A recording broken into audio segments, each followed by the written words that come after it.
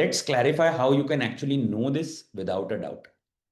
There are 3 steps, right? Step 1 is to check if the document is written and if it creates any legal rights or liabilities, right? This is key because something like, say, an offer letter or a welcome letter will not attract stamp duty because it does not create any legal rights or liabilities.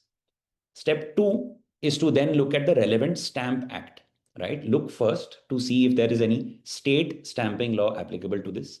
For example, if the subject of the transaction is in Karnataka or the instrument is finally executed in Karnataka, then you need to look at the Karnataka Stamp Act and not the Indian Stamp Act, right? And if there is no state stamping law, then look at the Indian Stamp Act and see specifically when you look at the Indian Stamp Act if there are any state level amendments applicable to your state, right? Or don't neglect this step. Third part to this, and this is more like a rule of thumb than a step, is if your document is an agreement, then it has to be stamped, right? All stamp acts across the country make all agreements stampable, right? So what stamp duty needs to be paid, you need to obviously look at the acts and the schedule in the acts. But there is no question of any agreement between parties not having stamp duty. So that's the 3-part stamp duty applicability framework.